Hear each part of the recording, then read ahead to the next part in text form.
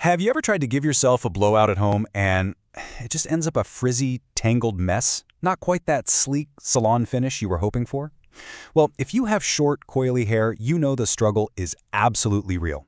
Today, though, we're cracking the code with an amazing guide from HairBrushy.com that might just change everything. So let's just get right to it, right? Is a perfect, silky smooth blowout even possible on short, natural hair? I mean, for anyone with hair from type 3A to 4C, it can honestly feel like you're just fighting your own hair and losing. But what if the problem isn't your hair at all, but the tools and the technique you're using?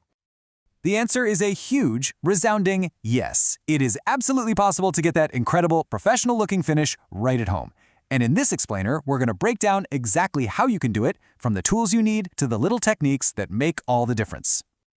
Okay, so first things first, let's talk about the big challenge here.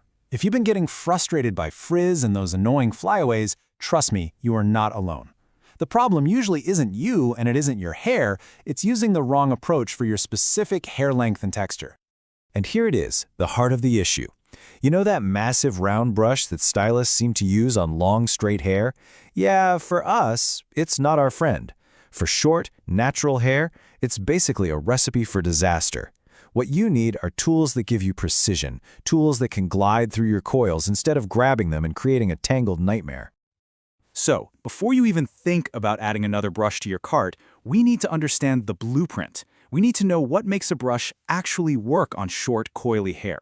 This is all about the why behind the tool. The experts over at HairBrushy boiled it down to 3 non-negotiables. Think of this as your must-have checklist. First, you've got to have control and precision to get right up to the root. Second, it needs smart heat management. We're talking vents and materials that won't fry your hair.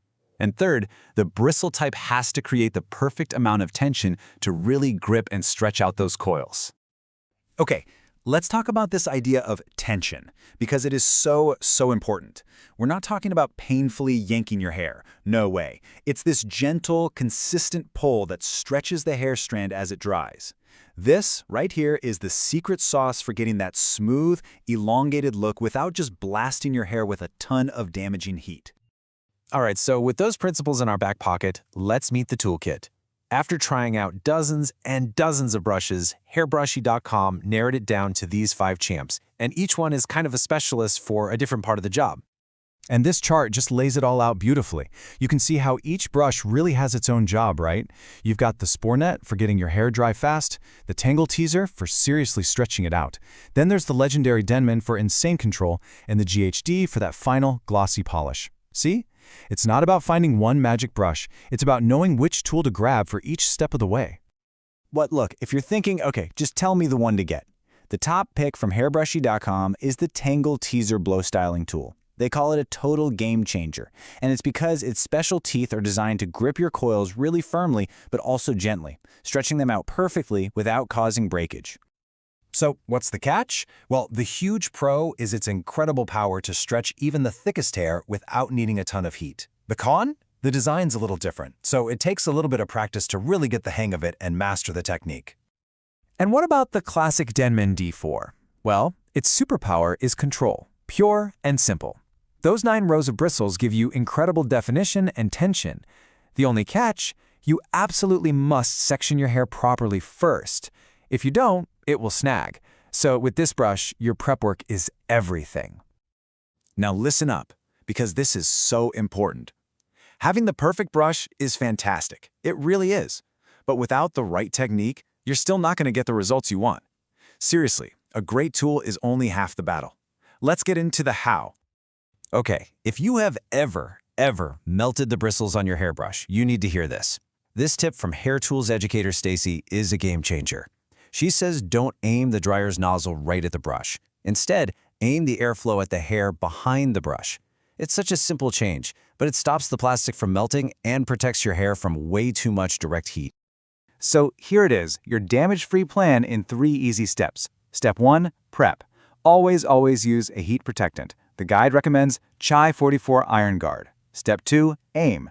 Point that nozzle onto your hair, not the brush, and keep it moving.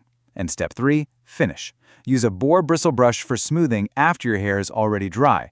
This is key because those natural bristles are amazing at distributing your hair's own oils from root to tip, which is what gives you that incredible polished shine. All right, let's bring this all together for that flawless finish you've been dreaming of. We've gone over the common mistakes, we know what makes a great brush, we've seen the best tools for the job, and we've covered the techniques that will keep your hair healthy. And this final thought from Ed Shears at HairBrushy.com really just sums it all up, doesn't it? Just because you have short hair doesn't mean it's low maintenance. Your tools are vital, yes, but your technique with that hairdryer, it matters just as much for getting that perfect, damage-free result. So, the final question really goes back to you. Now that you're armed with all this knowledge about tension and tools and technique, which one of these brushes is going to be the key to unlocking your best at-home blowout yet?